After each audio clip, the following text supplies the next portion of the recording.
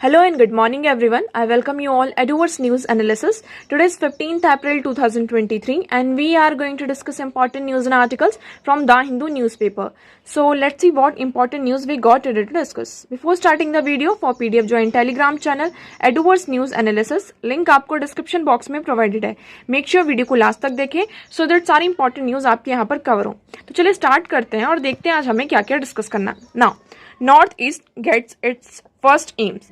North East में यहाँ पर हम देखेंगे हमारे जो प्राइम मिनिस्टर है उन्होंने यहाँ पर super speciality hospital 3 medical colleges का असम में इनोग्रेशन किया है. ओके ये किसके अगेंस्ट इसका जो फाउंडेशन था एम्स का नॉर्थ ईस्ट में जो फाउंडेशन था वो 2017 से ही रख दिया गया था और फ्राइडे को कल ही इसका क्या किया गया है. हमारे जो प्राइम मिनिस्टर है उन्होंने इसका इनोग्रेशन किया है. ओके अब यहाँ पर देखिए जो हमारी प्रेजेंट गवर्नमेंट है उनका एक मंत्र है कि यार we are moving forward with the mantra of India's development through the development of North East. यहाँ पर हमारा क्या मंत्र है इस टाइम का कि अगर हम इंडिया का डेवलपमेंट चाहते हैं, ओवरऑल इंडिया का डेवलपमेंट अगर हमें चाहिए तो वो हम कहाँ से स्टार्ट करेंगे, नॉर्थ ईस्ट से स्टार्ट करेंगे. नॉर्थ ईस्ट का डेवलपमेंट ही क्या करेगा, हमें इंडिया का जो डेवलपमेंट है उसकी तरफ हम आगे बढ़ पाएंगे. तो नेशन फर्स्ट पीपल फर्स्ट इस मंत्र को लेकर चलते हुए यहाँ पर नॉर्थ ईस्ट में जो एम्स है इसका इनोग्रेशन यहाँ पर किया गया है. ओके नेक्स्ट मूव करते हैं. नेक्स्ट आर्टिकल इज ये है, आप देख सकते हैं इस पिक्चर में, ये बिहू है. ये बिहू फेस्टिवल कहाँ सेलिब्रेट किया जाता है, आसाम में किया जाता है. तो ये हमारे लिए इंपॉर्टेंट हो जाता है. ओके अब बिहू के बारे में कुछ फैक्ट्स देख लेते हैं. तो देखिए Bihu is one of Assam's most prominent cultural event celebrating and changing seasons. यहाँ पर जब सीजन्स चेंज होते हैं इसको साल में 3 बार जो होता है डिफरेंट टाइम पीरियड्स होते हैं ईयर के, उसको सेलिब्रेट किया जाता है. ठीक है तो ये जो एक कल्चरल इवेंट्स है तो जब सीजन यहाँ पे चेंजेस होते हैं सीजन्स में तो उस टाइम पे इसको क्या किया जाता है, इस फेस्टिवल को यहाँ पे सेलिब्रेट किया जाता है. कौन कौन से during harvest season Assam celebrate its national festival Bihu. Assam का क्या है बिहू, नेशनल फेस्टिवल है. You have to remember this fact also. Bihu is Assam national festival. Okay next अगर हम बात करते हैं, देखिए ये 3 डिफरेंट टाइम पीरियड में साल में 3 बार इसको सेलिब्रेट किया जाता है. First in April Rongali Bihu is celebrated. तो इसके नाम भी हैं उसको आपको याद रखना है. तो रोंगाली बिहू अप्रैल में सेलिब्रेट किया जाता है. Kongali Bihu is celebrated in October and Bhogali Bihu is celebrated in January. Okay तो जनवरी अक्टूबर एंड अप्रैल यहाँ पर 3 मतलब कि ये जो 3 ईयर में 3 डिफरेंट टाइम जोन्स आते हैं वहां पर इसको क्या किया जाता है, सेलिब्रेट किया जाता है. बिहू के यहाँ पे टाइप्स भी होते हैं, आप देख सकते हैं. रोंगाली बिहू अभी हमने यहाँ पे देखा तो इसको रोंगाली बिहू और बोआंग बिहू भी कहते हैं. तो brings Assamese new year and celebrated in Baishakh mid of April. It's the most important festival of 3.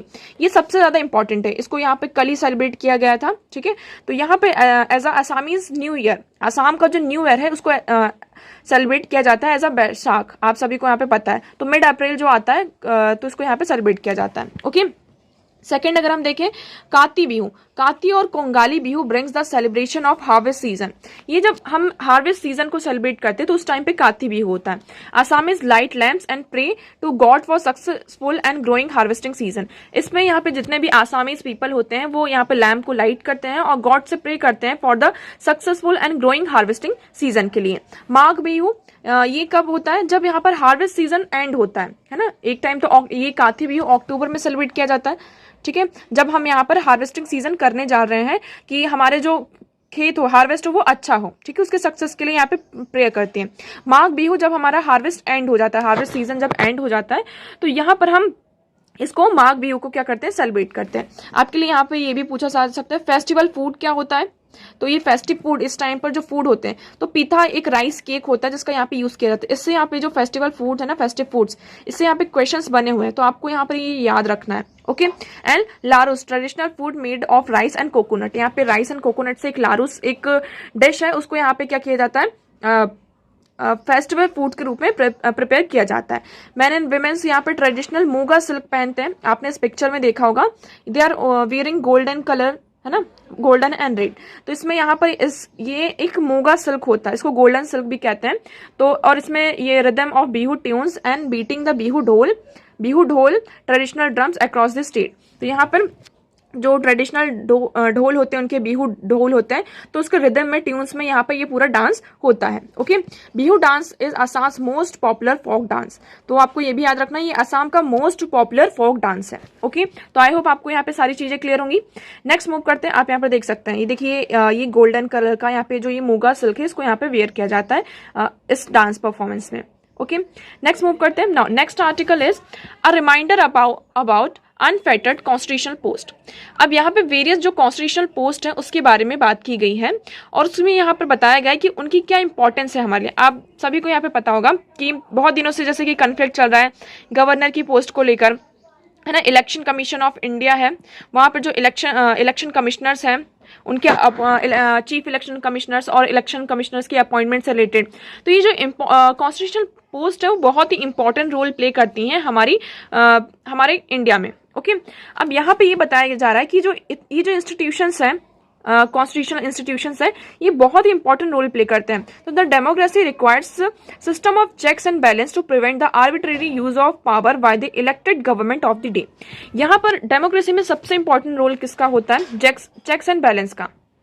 Government, यहाँ पे जो इलेक्टेड गवर्नमेंट है, वो अपनी पावर का आर्बिट्रेरी यूज ना करे, उसको प्रिवेंट करने के लिए हम क्या लेकर आते हैं? चेक्स एंड बैलेंस लेकर आते हैं। ठीक है, चेक्स एंड बैलेंस अब कैसे होगा? जैसे कि आप सभी को पता है कि अगर हम एट प्रेजेंट देखें तो हमारे 3 मेन पिलर होते हैं, एक लेजिस्लेटिव, एग्जीक्यूटिव एंड जुडिशरी। ठीक है, लेजिस्लेटिव, एग्जीक्यूटिव, ये हमारे इलेक्टेड गवर्नमेंट होते हैं।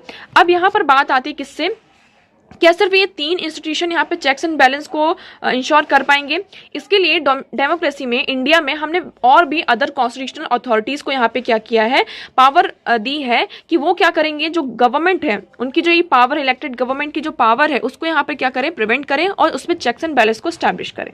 ओके, अब जैसे कि आप यहाँ पर देख सकते हैं, public service commission, okay, CAG हो गया हमारा, इलेक्शन कमीशन ऑफ इंडिया, जो हमारा commission for national, commission for scheduled tribes, scheduled cast, backward caste के लिए यहाँ पर जो कमीशंस हैं, finance commission of India, national commission for scheduled cast and tribes. तो यहाँ पर ये जो जितने भी हमने ये कॉन्स्टिट्यूशनल अथॉरिटीज की बात की है, ये एक बहुत इंपॉर्टेंट रोल प्ले करते हैं in the system of checks and balance to prevent the arbitrary use of power by the elected government. Okay, अब बात आती है किसका, कि इनका जो अपॉइंटमेंट होता है वो किसके थ्रू होता है। यहाँ पर इंडिया में अगर हम देखेंगे, कोई भी जो कॉन्स्टिट्यूशनल पोस्ट है, कॉन्स्टिट्यूशन में जो आर्टिकल्स यहाँ पे प्रोवाइड की गई, कॉन्स्टिट्यूशनल पोस्ट कौन सी होती है? जो कॉन्स्टिट्यूशनल बॉडी से, जो हमारी कॉन्स्टिट्यूशन है उसमें मेंशन है ना, किसी आर्टिकल के थ्रू उन्हें क्या किया जा रहा है? स्टैब्लिश किया जा रहा है, तो वो होती है कौन सी? कॉन्स्टिट्यूशनल बॉडीज होती हैं। ओके, अब वहां पर जो मेंबर्स होते हैं उसकी अपॉइंटमेंट कौन करता है? आप सभी को पता है, प्रेसिडेंट करता है।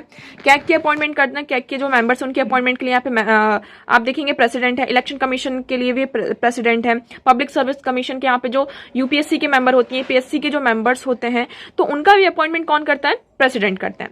अब यहाँ पे 2 चीजों में डिफ्रेंशिएट किया गया। आप अगर यहाँ पर देखेंगे, देखिए 2 चीजों में कैसे डिफरेंशिएट किया गया है। यहाँ पर कुछ आर्टिकल्स के बारे में डिस्कस किया है, जैसे कि फॉर एग्जांपल आप देखेंगे, the constitution makers have used simple word such as shall be appointed. तो आपको यहाँ पे इस पर फोकस करना है। Shall be appointed by the president in appointment of the prime minister, article 75, attorney general of India, article 76, chairman and other member of finance commission, article 280, chairman and other members of the public service commission, article 316, special officer for linguistic minority, article 350B, article 324, provide the president will appoint ECE and chief election commission and election commissions subject to any law made by the behalf of the parliament। तो देखिए, आपको पहले यहाँ पे ध्यान देना है words पे। क्या?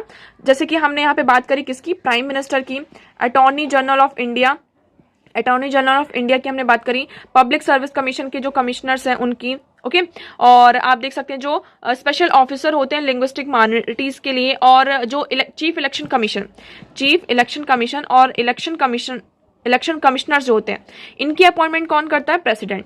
बट यहाँ पे वर्ड क्या है? Shall be appointed by the president. तो मतलब जब ये वर्ड आता है shall be appointed by the president, in that case मतलब कि यहाँ पर जैसे कि अपॉइंटमेंट जो लेटर आता है, तो उस पर जो प्रेसिडेंट होते हैं उनका सिग्नेचर नहीं होता है, उनके जो सेक्रेटरी होते हैं ना, प्रेसिडेंट के जो सेक्रेटरी होते हैं उनका सिग्नेचर होता है। अगर हम अदर आर्टिकल्स की अब बात करते हैं, ठीक है, फॉर एग्जाम्पल हम यहाँ पे बात करते हैं किसकी? कैग की। कैग हो गया, ये बहुत ही इंपॉर्टेंट इंस्टीट्यूशन है हमारे लिए।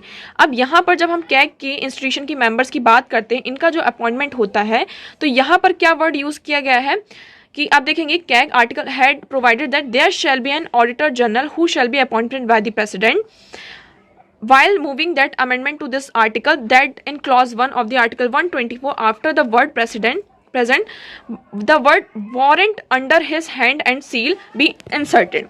अब यहाँ पे जैसे कैग की अपॉइंटमेंट हम करने जा रहे हैं, सुप्रीम कोर्ट हो गया, सुप्रीम कोर्ट के जो जज होते हैं, ये बहुत इंपॉर्टेंट, सुप्रीम कोर्ट और हाई कोर्ट के जज होते हैं, इनका भी अपॉइंटमेंट कौन करते हैं? प्रेसिडेंट ही करते हैं। बट यहाँ पर वर्ड क्या आ रहा है? By warrant under his hand and seal. यहाँ पर जो अपॉइंटमेंट लेटर इनका आता है, वहां पर प्रेसिडेंट साइन करते हैं। तो आप डिफ्रेंशिएट कर पा रहे होंगे इन दोनों जो ये कॉन्स्टिट्यूशनल बॉडीज है इनके बीच में कि किस इंस्टीट्यूशनल बॉडी की यहाँ पर सबसे ज्यादा इंपॉर्टेंस है। अगर कैग का अपॉइंटमेंट यहाँ पे एग्जीक्यूटिव करने लगे, फॉर एग्जाम्पल, क्योंकि हमने कुछ केसेस में हमने यहाँ पे ये देखा है कि जो प्रेसिडेंट होते हैं वो एड और एडवाइस पर, किसकी एड और एडवाइस पर? काउंसिल ऑफ मिनिस्ट्री की एड और एडवाइस पर यहाँ पर जो मेंबर्स होते हैं उनकी अपॉइंटमेंट करते हैं। बट यहाँ पर हम कैग की अपॉइंटमेंट के लिए देखेंगे, supreme court and high court के जो जजेस होते हैं उनकी अपॉइंटमेंट में यहाँ पे जो वर्ड क्या यूज किया गया है? By warrant under his hand and C. तो इसको इंसर्ट किया गया है। तो ये इसको बताता है कि ये जो कॉन्स्टिट्यूशनल बॉडीज हैं इसकी यहाँ पे कितनी ज्यादा इंपॉर्टेंस है ना, क्योंकि यहाँ पे डायरेक्टली क्या हो रहा है? प्रेसिडेंट के सिग्नेचर हो रहे हैं, और यहाँ पर शैल be appointed by the president, तो वहां पर जो प्रेसिडेंट के सेक्रेटरी होते हैं उनकी बात की जा रही है। तो मतलब वो यहाँ पर क्या करते हैं? On the behalf of president he sign the appointment letter. Okay, तो आई होप आपको यहाँ पे क्लियर होगा। तो इसमें यही कहा जा रहा है कि हमारी जो कॉन्स्टिट्यूएंट असेंबली थी उनको ये पता था कि गवर्नमेंट कहीं पर जो मतलब कि इलेक्टेड गवर्नमेंट है वो पावर का मिसयूज ना करे, आर्बिट्रेरी ना बन जाए, इसके लिए यहाँ पर किसको अथॉरिटी प्रोवाइड की गई है? प्रेसिडेंट को अथॉरिटी पूरी प्रोवाइड की गई है। ओके, ये देखिए इसमें अगर आप देखोगे कैग के लिए यहाँ पे आर्टिकल होता है आपका 148। तो ये हमारे प्रेजेंट गवर्नमेंट, ये जो हमारा ड्राफ्ट आया था, ड्राफ्ट कॉन्स्टिट्यूशन था, उस पर आर्टिकल जो 124 था उसके लिए बात की गई। और इसमें एक चीज और कही गई, जैसे कि हम यहाँ पे वेरियस इंस्टीट्यूशंस हैं, है ना, कॉन्स्टिट्यूशनल पोस्ट है, तो यहाँ पर क्या होना चाहिए? एक कॉन्स्टिट्यूशनल बॉडी होनी चाहिए अपॉइंटमेंट के लिए, जो क्या करे? यहाँ पर सारे अपॉइंटमेंट्स करे, जिसके कारण जितने भी यहाँ पर आप देखेंगे कॉन्स्टिट्यूशनल बॉडीज हैं वो फ्री एंड फेयर तरीके से क्या कर सकेगी? अपना काम कर सकेगी। अगर कैग का अपॉइंटमेंट यहाँ पर, फॉर एग्जांपल, कैग का वर्क, जो कैग होता है उसका वर्क क्या होता है? कैग का वर्क होता है कि जो भी फाइनेंस है, जो हमारा फाइनेंस है, जितना भी पैसा कहाँ कितना एलोकेट हो रहा है, गवर्नमेंट कितना पैसा कहाँ कैसे यूज कर रही है, अगर कैग के मेंबर्स की अपॉइंटमेंट जो है एग्जीक्यूटिव करने लगे, ओके, एग्जीक्यूटिव और जो लेजिस्लेचर है वो इनकी अपॉइंटमेंट करने लगे, तो यहाँ पर क्या कैग फ्री एंड फेयर तरीके से अपने वर्क को कर पाएगी? नहीं। क्वेश्चन उठ रहा है ना, क्योंकि यहाँ पे उनका इंटरेस्ट आ जाएगा कि हमें यहाँ पे अपॉइंट होना है, और गवर्नमेंट क्या कर सकती है कि अपने ही जो उनके जो पॉलिटिकल पार्टीज के जो मेंबर्स हैं, है ना, उनको ही एज अ मेंबर क्या कर सकती है? कैग में अपॉइंट कर सकती है। इसलिए यहाँ पे ये प्रोविजन बनाया गया है कि जो कैग होते हैं, पब्लिक आप देख सकते हैं इलेक्शन कमीशन ऑफ इंडिया है, तो उनकी अपॉइंटमेंट में एग्जीक्यूटिव का रोल नहीं होना चाहिए। ओके, तो आई होप आपको यहाँ पे पूरा आर्टिकल क्लियर होगा। इस आर्टिकल में यही इंपॉर्टेंस बताई गई है कि हमारी जो कॉन्स्टिट्यूशनल पोस्ट है वो कितनी ज्यादा इंपॉर्टेंट है चेक्स एंड बैलेंस को स्टैब्लिश करने के लिए। अब देखिए इसमें बहुत सारे आर्टिकल्स हैं, तो आपको यहाँ पे ये पूरे आर्टिकल्स याद होने चाहिए। नेक्स्ट अगर हम बात करें, देखिए यहाँ पे कुछ अमेंडमेंट्स की बात की गई थी, ड्राफ्ट कॉन्स्टिट्यूशन है, तो इसमें ड्राफ्ट कॉन्स्टिट्यूशन में बताया गया था कि इसमें बात की जा रही थी कि हमें यहाँ पे क्या करना चाहिए? There shall be an audit general who shall be appointed by the president. यहाँ पर एक ऑडिट जनरल होना चाहिए जो कि प्रेसिडेंट के थ्रू क्या होना चाहिए? अपॉइंट होना चाहिए। अब देखिए स्पेशल स्टेटस की बात की गई है। नेक्स्ट इसमें बताया गया है कि it is pertinent to keep in mind that Constitution affixes the phrase by warrant under his hand and seal only to refer the appointment to position judges, CAG and governors, where it assigns the special status to distinguish from them other constitutional position। तो इसमें ये जो phrase है आपको ये याद रखना है, by warrant under his hand and seal. आप ये जब आर्टिकल्स पढ़ने जाएंगे वहां पर भी ये जो वर्ड्स हैं, ये फ्रेजेस हैं, इनका यूज किया गया है किसकी पोजीशन के लिए? जजेस की अपॉइंटमेंट के लिए, कैग एंड गवर्नर्स की अपॉइंटमेंट के लिए, जो कि यहाँ पे पूरी अच्छे तरीके से यहाँ पे क्या करती हैं? स्पेशल स्टेटस बताती हैं। जो भी कॉन्स्टिट्यूशनल पोजीशन में यहाँ पे डिस्टिंग्विश यहाँ पे क्या होता है, एक तरीके से आप देख सकते हैं कि डिफरेंशिएट क्रिएट कर रहा है। ओके, तो देखिए the process of selecting a person to be appointed as a CAG of India should begins by the appointing a committee consisting of Speaker of Lok Sabha, the Chief Justice of India, and the Chairman of Public Account Committee to shortlist name to be considered from the appointment as the CAG of India, and a panel to 3 names should be forwarded to the President to him and make the final selection as an Article 148 of the Constitution of India. तो इसमें मतलब जो ये selection process है CAG की, उसके बारे में ये बताएगा कि कैसे होता है इंडिया में। पहले एक अपॉइंटिंग कमिटी बनानी चाहिए, वहां पर कौन कौन होने चाहिए, जो लोकसभा के स्पीकर हैं उनको रहना चाहिए, चीफ जस्टिस ऑफ इंडिया और chairman of public account committee. तो ये क्या करेंगे, जो नेम्स हैं शॉर्ट लिस्ट करेंगे, किसके लिए, कैग के अपॉइंटमेंट के लिए, ओके। और ये जो पैनल है वो नेम फॉरवर्ड आगे भेजेगी, किसको, प्रेसिडेंट के पास भेजेगी, और फिर अंडर आर्टिकल 148 यहाँ पे जो हमारा जो फाइनल सिलेक्शन होगा वो कौन लेंगे, प्रेसिडेंट लेंगे, ओके। तो आई होप आपको यहाँ पे पूरा आर्टिकल जो होगा क्लियर होगा। नेक्स्ट मूव करते हैं, the fact check is that Indians will have a little choice. अब देखिए ये आर्टिकल हमने कई बार डिस्कस किया है कि जो अभी हाल ही में क्या हुआ है, जो आईटी रूल्स हैं, है ना, आईटी रूल्स में यहाँ पे गवर्नमेंट ने क्या किया, अमेंडमेंट किया एक सेक्शन में। उस सेक्शन में क्या अमेंडमेंट किया गया है, आईटी रूल अमेंडमेंट रूल्स में, यहाँ पे मतलब कि आईटी अमेंडमेंट रूल्स 2023 में यहाँ पर बात की गई किसकी, की गवर्नमेंट के रिलेटेड। फॉर एग्जाम्पल किसकी बात की गई है, कि फैक्ट चेक की बात की गई है, फैक्ट चेक की बात की गई। फैक्ट चेक मतलब कि इसमें गवर्नमेंट से रिलेटेड, गवर्नमेंट के अगेंस्ट में अगर कुछ ऐसी न्यूज़ आती है, फॉर एग्जांपल जो कोई भी फेक न्यूज़ आती है और ऐसी न्यूज़ आती मतलब कोई भी फेक न्यूज़ आती है, तो उस कंडीशन में क्या होगा, उस न्यूज़ को जितने भी यहाँ पे सोशल मीडिया प्लेटफॉर्म्स हैं, इंटरमीडियरीज हैं जैसे कि फेसबुक, इंस्टाग्राम, वो क्या करेंगे, उस न्यूज़ को स्टक डाउन कर देंगे और उसको वहाँ से हटा देंगे। अब इसमें हमने इस पूरी जो ये पावर है वो किसको प्रोवाइड की गई है, पीआईबी को। पीआईबी कौन है, आप सभी को पता है कि प्रेस इंफॉर्मेशन ब्यूरो है। ये इसका काम क्या है, जो पूरा जो गवर्नमेंट होती है, इसकी पीआईबी गवर्नमेंट की एक बॉडी है, press bureau of information. Government की जितनी भी यहाँ पे मिनिस्ट्रीज हैं, जो भी हैं, उससे रिलेटेड जो भी न्यूज़ होती है वो पीआईबी पब्लिश करती है, ओके। अब यहाँ पे पीआईबी के पास, और पीआईबी क्या करेगी, यहाँ पे पीआईबी को पूरी तरीके से अथॉरिटी प्रोवाइड कर दी गई है कि आप क्या करेंगे, जितना भी फैक्ट होगा उसको यहाँ पे चेक करेंगे, और अगर आपको ऐसा लगता है कि जो चीज़ है वो फेक है और गलत है, तो उसको आप क्या कर देंगे, जितने भी यहाँ पे सोशल मीडिया प्लेटफॉर्म्स में ये न्यूज़, पर्टिकुलर न्यूज़ सर्कुलेट हो रही है, उसे वहां से क्या कर दिया जाएगा, स्टक डाउन कर दिया जाएगा।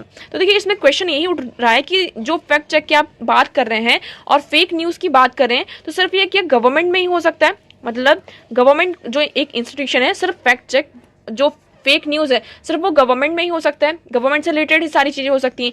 हम सोसाइटी में अगर हम देखें तो बहुत सारी चीज़ें हैं, ये सोसाइटी है, यहाँ पर आप देख सकते हैं कोई रिलीजन है, उस पर भी यहाँ पे क्या हो सकता है, उससे रिलेटेड फेक न्यूज़ आ सकती है।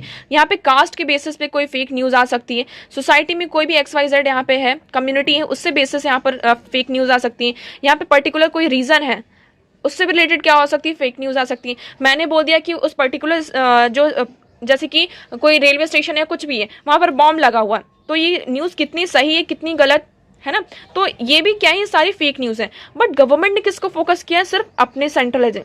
तो यहाँ पर बात की जा रही किसकी, नेचुरल जस्टिस की, है ना। तो आप क्या कर रहे हैं, इस आपने जो रूल्स में अमेंडमेंट किए हैं, तो आपने ये जो इंपॉर्टेंट पॉइंट्स है, सोसाइटी के जो अदर फैक्टर्स हैं, उनको तो आपने यहाँ पर क्या किया है, पूरी तरीके से साइडलाइन कर दिया है, और सिर्फ यहाँ पे जो गवर्नमेंट है, गवर्नमेंट से रिलेटेड जितने भी यहाँ पे फेक न्यूज़ होंगी उस पर आपने यहाँ पर फोकस किया है। अब ये इसमें इस आर्टिकल में मेनली बात की जा रही किसकी, नेचुरल जस्टिस की। नेचुरल जस्टिस क्या होता है, देखिए, तो natural justice require transparent process where a person is provide a fair chance of hearing and given a legal order.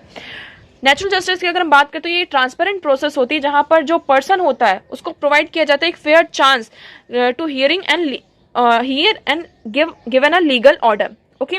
और इस टाइम का भी जो ये आईटी रूल जो अमेंडमेंट किया गया है, ठीक है, तो इसमें मेनली क्या किया, गवर्नमेंट ही है, गवर्नमेंट, ओके, गवर्नमेंट ही क्या कर रही है, फेक न्यूज़ जो उनकी जो आप एक तरीके से कह सकते हैं उनकी बॉडी क्या कर रही है, फेक न्यूज़ को यहाँ पे चेक कर रही है, और वही बॉडी क्या कर रही है, अपने आप को मतलब कि ये कह रही है कि जो पर्टिकुलर ये न्यूज़ है वो क्या है, फेक है, ठीक है, और उसको क्या कर रही है, स्टक डाउन कर रही है, मतलब कि खुद के केस में ही खुद ही जज बन रही है, which is against the natural justice, okay. जैसे कि यहाँ पे कहा जाता है ना कि मतलब कि आप खुद का ही केस चल रहा है और आप उसी में क्या बन रहे हैं, जज बन रहे हैं। तो पहला पॉइंट तो ये आ गया। दूसरा पॉइंट अगर हम नेचुरल जस्टिस की बात करते हैं तो फॉर एग्जाम्पल कोई भी पर्टिकुलर न्यूज़ है, किसी भी मतलब कि कोई भी न्यूज़ आई है, अब वो कितनी सही है कितनी गलत है वो हमें नहीं पता है। आपने उस पर्टिकुलर न्यूज़ को क्या कर दिया, स्ट्रक डाउन कर दिया है। किसी ने कुछ बोला है या फिर कोई आर्ग्यूमेंट दिया है, क्रिटिसाइज किया है किसी भी चीज़ को लेकर, तो मतलब वो कितना सही है कितना गलत है, आपने उस चीज़ को क्या कर दिया, हटा दिया। जैसे कि हमने एक केस पढ़ा था, आपको याद होगा कि केरला में मतलब कर्नाटका में एक न्यूज़ चैनल को क्या कर दिया था, उसको यहाँ पे बैन कर दिया था पूरी तरीके से। ओके, क्यों बैन किया था, क्योंकि वो उसमें मतलब कि आपने देखा था कि गवर्नमेंट के अगेंस्ट में थोड़े वो क्या हो रहा था, उसको क्रिटिसाइज किया जा रहा था, तो उसको यहाँ पर बैन कर दिया था। तो देखिए, और उसको यहाँ पे जब ये पूरा जो मामला है, पूरा जो इशू है, हाई कोर्ट में गया, और जब उन्होंने पूछा कि हमारा यहाँ पे मतलब कि हमने क्या गलत किया है, आप वो तो बताइए, तो गवर्नमेंट ने यहाँ पे क्या किया कि हमने ये कह दिया कि कोर्ट में उसे सील्ड एनवलप में क्या कर दिया गया, आपकी जो भी प्रोविजन थी, क्योंकि आप क्या कर रहे थे, जो गवर्नमेंट नेशनल सिक्योरिटी है उसको वॉलेट कर रहे थे, इसलिए हमने सील एनवलप में क्या किया है, जो पूरा प्रोसेस थी, पूरी चीजें थी, क्या क्या यहाँ पे नेशनल इंटीग्रिटी को ये हार्म कर रहा था चीजों को, हमने जजेस को यहाँ पे प्रोवाइड कर दिया। तो ये भी क्या है, नेचुरल जस्टिस के अगेंस्ट में है, क्योंकि जिस पर्सन के अगेंस्ट में यहाँ पे केस हो रहा है, एटलीस्ट उसको तो पता होना चाहिए कि यहाँ पे उसके अगेंस्ट में केस क्यों हो रहा है, और उसका भी तो कुछ सही होना चाहिए। जैसे कि हमारे इंडिया में ये प्रोविजन है कि आप किसी के अगेंस्ट में केस है, तो उससे एट द एंड जब हम उसको सजा देने वाले होते हैं, उसको पनिशमेंट प्रोवाइड करने वाले होते हैं, तो वहां से उससे पूछा जाता है कि मतलब उसका भी एक फेवर लिया जाता है, उसका भी आर्ग्यूमेंट सामने रखा जाता है, उसकी भी बात सुनी जाती है। बट यहाँ पर हमें ऐसा कुछ भी दिखाई नहीं दे रहा है। ओके, तो इसमें इस पूरे आर्टिकल में इसके बारे में ही क्या की गई, बात की गई है।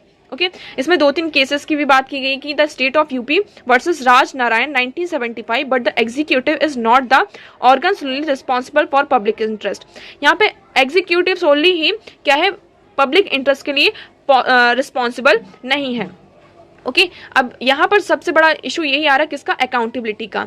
देखिए यहाँ पे नेक्स्ट केस की बात की, supreme court in R Rajagopal versus state of Tamil Nadu 1994, our system of government demands constant vigilance over exercise of governmental power by the press and media among others, it is essential for a good government। तो इसमें यही कहा जा रहा है कि हमें government की जो पावर है उस पर विजिलेंस मतलब कि उस पर नजर रखने के लिए सबसे बड़ा जो रोल होता है कौन प्ले करता है, press and media role play करती है। ठीक है, और गुड गवर्नमेंट के लिए प्रेस एंड मीडिया बहुत ही इंपॉर्टेंट रोल प्ले करती है। अगर हम यहाँ पे प्रेस और मीडिया को सप्रेस करने लगेंगे तो यहाँ पर हम क्या होने लगेगी, जो गवर्नमेंट है उसकी अकाउंटेबिलिटी को इंश्योर नहीं कर पाएंगे। ओके, तो और एक तरीके से ये भी क्या है, हमारा जो फ्री एंड फेयर स्पीच का जो इशू है ना, फ्री एंड फेयर स्पीच को भी क्या कर रहा है, जो हमारा ये आर्टिकल है, हमारा जो ये राइट है आर्टिकल 19 के अंडर, उसको भी क्या कर रहा है, सप्रेस कर रहा है, उसको भी वॉलेट किया जा रहा है। ओके, तो देखिए फाइनली इसमें ये कहा जा रहा है कि the very basis of accountability lies in the remedial action of the implemented. This means neither an artificial measures of applications to demonstrate action nor disproportionate to aggressive penalty. Okay, quite often when set is in the proper context, accountability as a phrase used to correct government and large corporation। तो यहाँ पे accountability क्या है, बहुत important role play करती है। Accountable होने के लिए यहाँ पर प्रेस एंड मीडिया को सामने आना होगा, और जब तक वो अपनी आवाज़ सामने नहीं रखेंगे, क्योंकि गवर्नमेंट कोई भी काम कर रही है, अब गवर्नमेंट ने बोल यहाँ पे हमने उसको क्या क्या क्रिटिसाइज किया, तो आपने हमारा चैनल ही उसको बैन कर दिया, तो it is not good. Okay, for the अगर हमें यहाँ पे अकाउंटेबिलिटी को इंश्योर करना होगा तो इस तरीके के जो रूल्स हैं उसको यहाँ पे क्या करना होगा, हटाना होगा। ओके, फेक न्यूज़ हम मानते हैं, जो यहाँ पे सारी चीज़ों फैक्ट को यहाँ पे चेक करना चाहिए, बट इंडियंस के पास क्या है, एक लिटिल चॉइस इस टाइम पर रह गई है। ओके, तो आई होप आपको ये पूरा क्लियर होगा। नेक्स्ट मूव करते हैं, next article is married vows. तो आप सभी को पता है यहाँ पे म्यांमार में कितने ज़्यादा मतलब की प्रॉब्लम चल रही है, वहाँ म्यांमार में यहाँ पे सिविल वॉर चल रहा है। ठीक है, मिलिट्री के बीच में और जो गवर्नमेंट है उसके बीच में यहाँ पे सिविल वॉर चल रहा है, आप सभी को पता है। और इसमें अगर हम देखेंगे, इंडिया ने अभी तक कुछ भी अपना स्टैंड नहीं लिया है। रशिया एंड चाइना तो इसके साथ में ही है, आप ऐसा कह सकते हैं। क्यों? क्योंकि यहाँ पे आप सभी को पता है रशिया एंड चाइना में क्या है, मिलिट्री का रूल होता है एक तरीके से, आप ऐसा देखेंगे। इंडिया में क्या है, डेमोक्रेसी है। ठीक है, तो इंडिया ने अब तक तो इसमें कोई स्टैंड नहीं लिया है, बट इंडिया और चाइना का भी यहाँ पे कोई भी आप ऐसा देख सकते हैं कि वो उनके फेवर में ही है। ओके, आप यहाँ पे देखेंगे वेरियस यहाँ पे क्या हो रहा है, सिविलियन वॉर्स हो रहे हैं, अटैक्स हो रहे हैं। देखिए, Myanmar military did it again on Tuesday the junta notorious for its attacks on civilians, carried out air strikes on an opposition gathering in rebel-held Songhai region, killing over hundreds, including women and children. तो यहाँ पे जो opposition थी वो gathering कर रही थी, तो उसी बीच में जो म्यांमार की मिलिट्री है उन्होंने यहाँ पे एयर स्ट्राइक किया और उसमें जो 1000 से ज्यादा सॉरी 100 से ज्यादा लोगों की यहाँ पे क्या गई है, जान जा चुकी है। इसमें विमेन्स और चिल्ड्रंस भी इसमें क्या है, इंक्लूडेड है। ओके, तो देखिए इसमें यही कहा जा रहा है कि हमें यहाँ पर क्या करना होगा, आप इस सेंटेंस को पढ़िए, the only solution for Myanmar's trouble is in restoration of democracy. तो यहाँ पर इस टाइम पर क्या जरूरी है म्यांमार के लिए, जिससे हम यहाँ पर डेमोक्रेसी को म्यांमार में फिर से रिस्टोर कर सकें। ओके, तो अगर हम देखेंगे, the junta faces pressure from the resistance group but still control most of the country's population centre. Okay, यहाँ पे बहुत सारे जो प्रेशर्स हैं वो लोग यहाँ पे क्या कर रहे हैं, फेस कर रहे हैं, बट स्टिल यहाँ पे जो कुछ सेंटर्स है वहां पर अभी भी कंट्रोल यहाँ पर है। इसमें बात की जा रही है कि हम क्या कर सकते हैं, जैसे कि आसियान है, the association of south East Asian nation had earlier propose 5 points peace plan urging to end the hostility and starting inclusive dialogue. तो यहाँ पर जो आसियान है उनके जितने भी मेंबर्स हैं उन्होंने यहाँ पर प्रपोज किया था 5 पॉइंट्स ऑफ पीस प्लान। इस प्लान को लेकर आया गया था, जिसके कारण उन्होंने ये अर्ज किया था, और डायलॉग्स मतलब कि जो मिलिट्री है और जो पार्टी है उनके बीच में कि डायलॉग से स्टार्ट करें, ताकि ये जो हॉस्टिलिटी है इस टाइम पर चल रही है उसको हम क्या कर सकें, खत्म कर सकें। ओके, नेक्स्ट इसमें ये कहा जा रहा है, but the generals have refuse to talk to the opposition at they are not ready to share power. But यहाँ पे जो मिलिट्री के जो जनरल्स हैं उन्होंने क्या कर दिया था, इस टॉक को मना कर दिया था कि हम यहाँ पे कोई भी टॉक को स्टैब्लिश नहीं करेंगे, रेडी नहीं है। क्यों? क्योंकि वो पावर को शेयर नहीं करना चाहते हैं।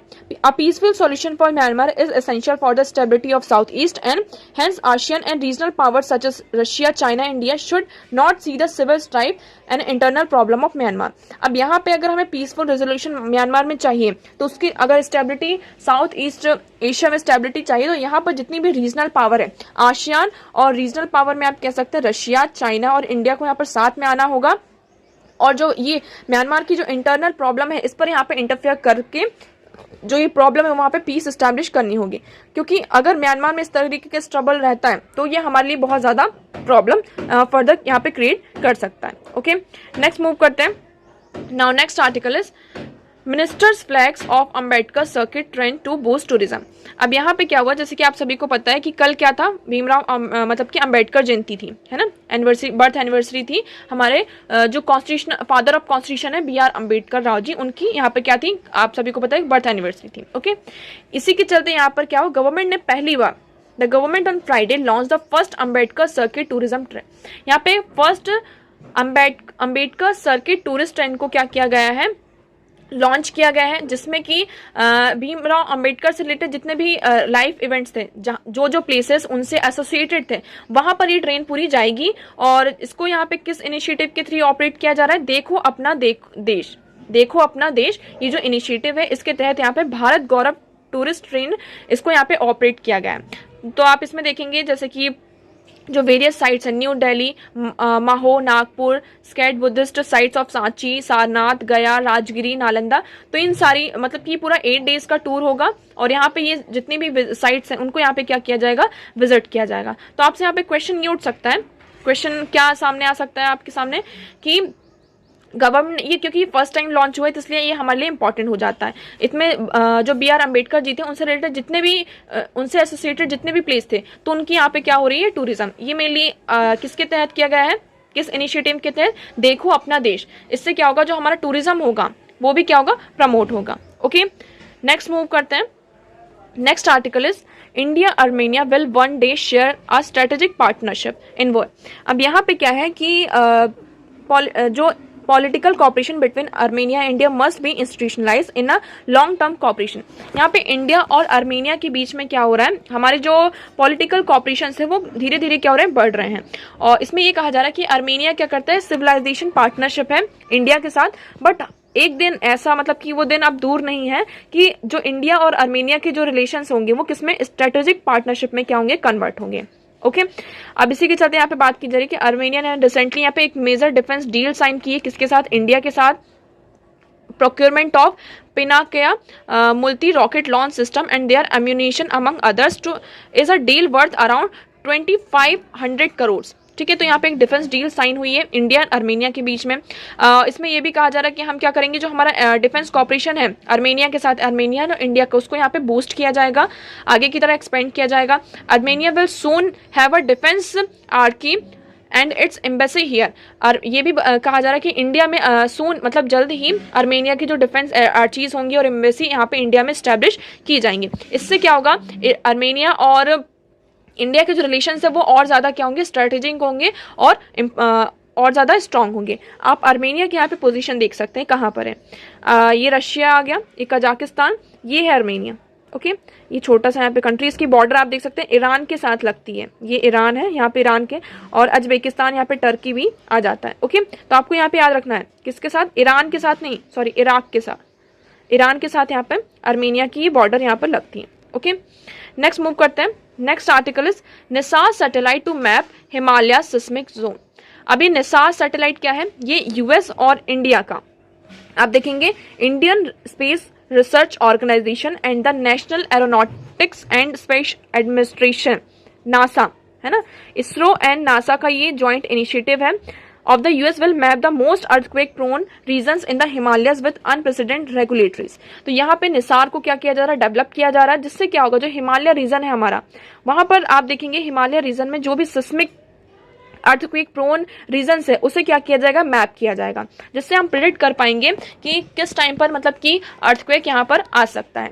Okay, this the data will generate can potentially give advance warning the land subsidise. ये जो डेटा यहाँ पे जनरेट किया जाएगा उससे क्या होगा, हमें एक एडवांस वार्निंग मिल जाएगी, इसके कारण हम यहाँ पे जो मेजर्स है उसको हम स्टार्टिंग से ही क्या कर सकते हैं, मेजर्स ले सकते हैं और जो अर्थक्वेक है उससे यहाँ पे बच सकते हैं। ओके, जैसे कि at recent observe in Joshimath Uttarakhand as well point to place that are great risk from earthquakes. मतलब यही कि जो आप हिमालय पूरा रीजन देखेंगे वहां पे जितना भी अर्थ प्रोन एरियाज हैं उसकी क्या की जाएगी, उसकी पूरी मैपिंग की जाएगी। ये निसार सैटेलाइट के थ्रू, ये किसके थ्रू हो रहा है, ये जॉइंट इनिशिएटिव है इसरो एंड नासा के बीच में। ओके, जिसमें यहाँ पे पूरी मैपिंग की जाएगी। इसका जो हम कॉस्ट देखें तो $100 मिलियन का इसका क्या है, पूरा कॉस्ट आ रहा है, जिसमें से 1/10 जो है कौन कंट्रीब्यूट कर रहा है, इसरो यहाँ पे कंट्रीब्यूट किया जा रहा है। इसमें मेनली जो 2 फ्रीक्वेंसी बैंड होते हैं अपने एल बैंड और एस बैंड, इसकी यहाँ पे इमेजिंग की जाएगी और उसके थ्रू यहाँ पे पूरा जो डेटा है उसको यहाँ पे निकाला जाएगा, जिससे हम क्या पता कर पाएंगे कि इस एरिया में अर्थक्वेक आ सकता है।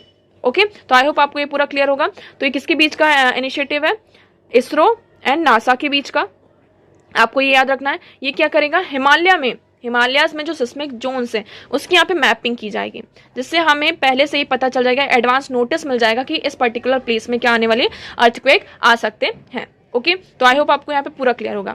तो आज के लिए इतना ही, जितने भी इंपॉर्टेंट आर्टिकल्स हैं हमने यहाँ पे डिस्कस कर लिए। वीडियो कैसा लगा आपको, आई होप सारी चीजें यहाँ पे क्लियर होंगी। वीडियो कैसा लगा कमेंट सेक्शन में जरूर बताइएगा। वीडियो को लाइक करना एंड चैनल को सब्सक्राइब करना ना भूलें। So that's for all today. Thank you so much for discussion.